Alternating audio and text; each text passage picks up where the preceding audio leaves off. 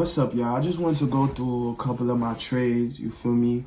Make sure y'all can see what I'm seeing in this market, just so y'all can get a kind of understanding of what I be doing. These is my last two trades that I did. So boom, the first one is on lift, right? This is the daily time frame, so that just means that each one of these candles right here, each one of these candlesticks that y'all see is one day. So this is November 6th, this is November 5th, this is November 4th, and so on, just like that. So boom, this is the daily time frame. So this is what I seen, right? If I zoom out a little bit, y'all could kind of see. Don't get too, let me take this stuff off so y'all don't get too confused. I'm gonna take all this shit off. All right, boom.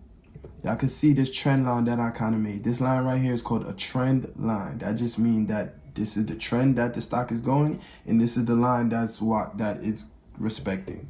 So boom, it came up into this level right here, touched the trend line. Came in, what day was this? March 25th, right?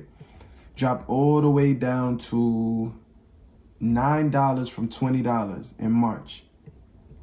In August 6th, around August times, it dropped to $8.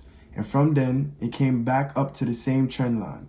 It didn't come here, it didn't come lower, it didn't go there, it came to this trend line and reacted crazier. You see what I'm saying? Which was, I think it was earnings season, so yeah.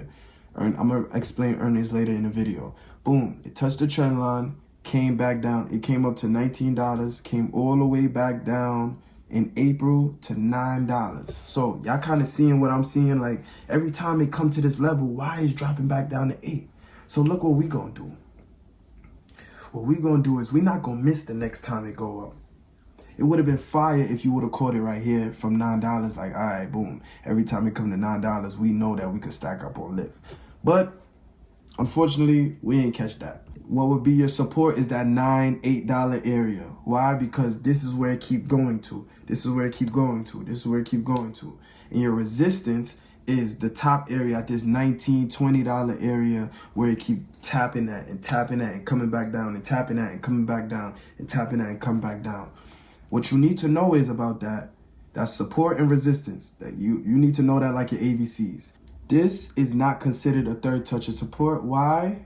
Because what happened? If you zoom in, right, if you was watching it, it never touched the trend line. And I need y'all to pay attention to that, because the bigger institutions that y'all so-called trading against, which y'all not, but that's what they try to make it seem like, they're gonna manipulate you. They're gonna make you think that, oh, your play is not valid and it's really valid. They'll give you a drawdown and you be like, I'm out. And then as soon as you get out, to the races they go. And that's messed up, but this is the game that y'all gotta play. Your mind gotta be sharp. Go read a book. Go read a book. Go read a book. So boom, it didn't touch the third touch of the trend line, and it came back down. So now it came back to this, and this is where Spida came into the play, you heard? This is where I started saying, all right, bet. They tried to fake us out there. That means something is coming, right? So catch the bottom. This is the support right here at $13. It didn't even go back to 9. I thought it was going to go back to 9. It didn't, though. You feel me? It came back up, which is a good sign. That means buyers is in control, because y'all can't bring me back below 13. Where y'all at? Where the sellers at? And that's the whole game. I need y'all to understand that. It's people that think that it's going to go down, and it's people that think that it's going to go up, and y'all buying contracts and betting against each other all day during the market. That's exactly what's going on. Boom. This is why I need y'all to pay attention, though. It came and touched the trend line, and what did it do? It reacted. That's why I said you don't just get into the play. You feel me? You got to pay attention to what's really going on. So boom. What happened is it touched it, it fell, came back. Just like I said, they will manipulate you into making you think that you not right on your play. Boom, it came down, and this is where I got in. September 8th, right? It was at $16, and it broke above. I said, oh yeah. And I'm gonna make a more into depth video on how you could really catch this type of stuff. But I'm just going over the recap. Boom, I caught it in here at $17. I went all the way up here, and it came down, right? So I want y'all to see, right, my theory. This was the last high that it went to. This 1885 area. So right here at 17, 16 area, right? I was targeting this high. I said, yo, once it get there, I'm out. These EMAs right here, I call it my barriers. If it go below them lines, I'm out of the play. That's all it is for me, and I just need y'all to know that. That's all y'all need to know. When you put these EMAs on, you feel me? Soon as it go below it, you out of the play. Now let me explain a little bit deeper. This is my 9 EMA, which is just the last 9 days of price divided by 9. This is my 20, which if that's the 9, then the 20 should be the last 20 days divided by 2, right? Boom. So I use these. I entered right here. I say, yo, if it get below this, I'm out. That's what's going to catch me. It came to this level. I could have sold, right? But I'm watching it. I'm like, all right, let me see what's going to happen. I'm already in profit from these candles. I'm in profit already. Come down on this day, you're right, and make it stand one day. I ain't too tight about that. It go up. It didn't even touch the trend line. It never went below the EMAs. So that's why I never got out. I could have got out when it came down here. Some other people probably got out of their play when it came down here, but I didn't, because it respected the 9. And the 9 is the closest. So yes, sometimes it could come below it and still go above because that's the closest. But you see, if it touched that 20 or it go below that 20, I'm good. I'm good. I'm good. You're showing me too much signs. You feel me? So boom, it came up here. It came right here. I'm knowing that they got earnings coming up. So earnings was November 5th, right? And it jumped up here and it went to go touch the 9 EMA. And I said, all right, boom, I'm out of there. I ain't about to stay in no more. I made $200-300 off this play. I'm good. I'm gonna go chill. Boom, I took the money. I was out of there from September 8th to September 17th. What's that, 10, 11 days? Come on now, it's simple, and I ain't really do too much. I ain't had to go work and slave for no whole bunch of hours for that. You see what I'm saying? That's the goal with this. So boom, Uber is the next one. If I zoom out, y'all can see I created this trend line. It created its own trend line, and I just saw it and drew it out. Boom, came up to this level of 93. And that's another thing. This is some things that I just need y'all to know. $100 is always gonna be a psychological level in stocks.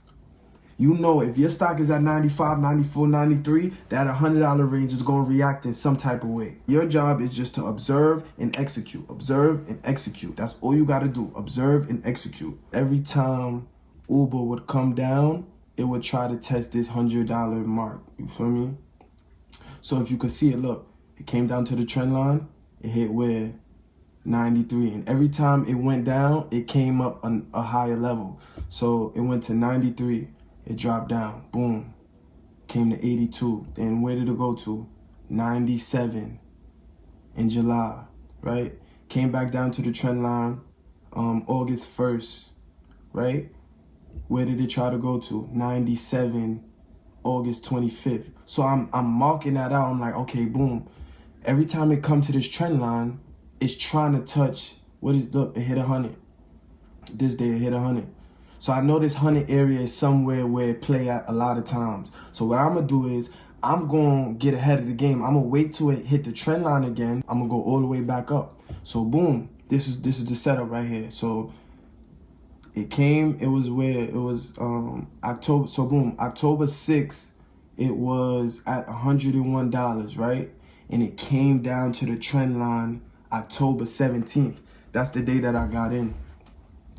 I got in October 17th, right? It touched the trend line. That was one reason. That was one reason why I got in. Another reason was that it had a lot of good news surrounding it. You feel me? Like Uber, they coming out with mad new stuff. Look, all right here, I got all of the top news coming from TradingView, but you could download other stuff like Bloomberg, CNBC. I personally be watching CNBC and Schwab Network. And then it created this this resistance right here. You see this line right here? So it hit this line, boom. It hit this line, boom. It hit this line, boom. Third touch. Y'all got to pay attention to them third touches. So I got in October 17th, you feel me? It came up, it touched that same resistance that I was telling you that it gave me from this last candle. You feel me? It touched the resistance and retested. So look, this is another thing I want to show y'all. A lot of times, right, you will be 100% right in the play, right? Excuse me. You like, all right, October 17th, it touched the trend line. We going up. What happened? It come back to touch the trend line again. So you got to still be vigilant. So look, what happened is it came back to the trend line, but it didn't break it.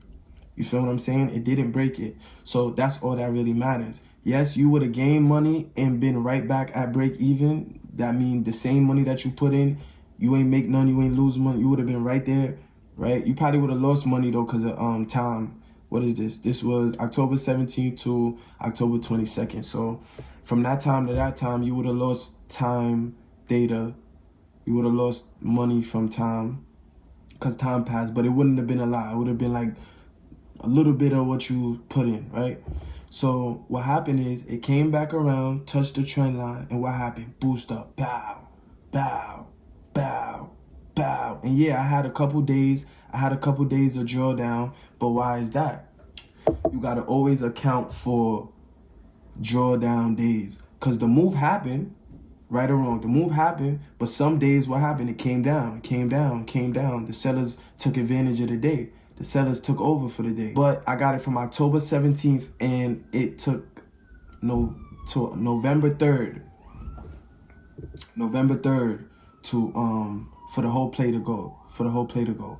Now, I'm gonna tell y'all exactly why I stayed in the play for so long and why I sold at the top of this range at $100 right here.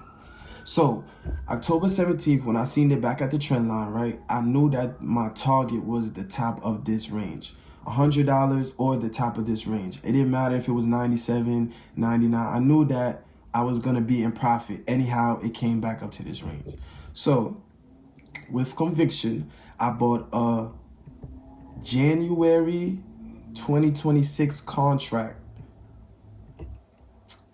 Or December contract. I'm gonna put the contract all in the video so y'all can see it.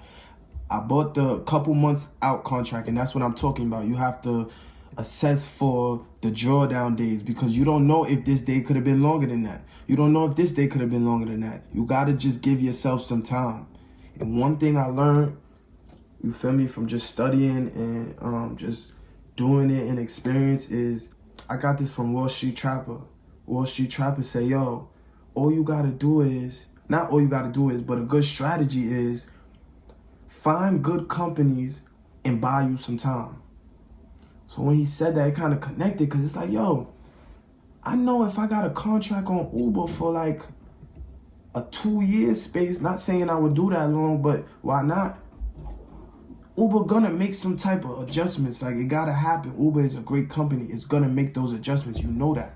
You feel me? So find good companies and buy time. Back to what I'm saying. October 17th, it was at $92. I'm like, boom, I'm targeting the top of the range or $100 in whole. It went up. It gave me some drawdown days. We still sturdy. 2 drawdown days. We still sturdy. Drawdown day. We still sturdy. When it got to 100, right? It had earnings the next day. November 3rd, it got to 100 and earnings was the next day. And a lot of times, this is what happen is. So let me explain what earnings is. Earnings is a report card. Basically, every company got to come out with showing what they doing with their money, what they doing with their bread. You owe that to your investors. What am I investing my money into? It's a report card. That's all earnings is. And they come out every couple of months or every earnings seasons. You feel what I'm saying? And a lot of times is, what will happen is, this is not a strategy. This just happens certain times. The stock will run up to a price where it's supposed to be at right before earnings and drop down. If earnings is coming up, look, October 17th, I knew earnings was coming up. Earnings was November 4th. So I'm like, bro, if I got a December contract, I'm going to take that whole move before earnings and I'm going to dip. because I know earnings is very volatile. Volatility mean, yo, that shit could go up, that shit could go down, and you don't know what's going on. You don't even got no control of it. So I said, yo, November 3rd, if it get to 100, I'm out. And what happened? It waked up to 100 and I sold. And what happened right after that, the day after? Boom, it dropped. And it had good earnings. There was nothing wrong with the earnings. That's the thing. If it had bad earnings, you know that the stock gonna drop. If it have good earnings, you know that it's gonna go up. A lot of times it's the opposite. You don't want to be in a trade during earnings. That's the main topic. That's the main goal that I'm trying to make y'all understand. You don't want to be in the contract before earnings. You should have the contract like a month after earnings, just in case I want to stay in the play. You feel me? And I just need to give it some more time to do what I know it's going to do. Yeah, in that case, you go December, and that's why I bought December. In October, I bought a December contract because earnings was in November. So it came up to the range and I sold. And that was my Uber play. I made $100 on that off my 113. Came out with 213 at the end of it. And that was 30.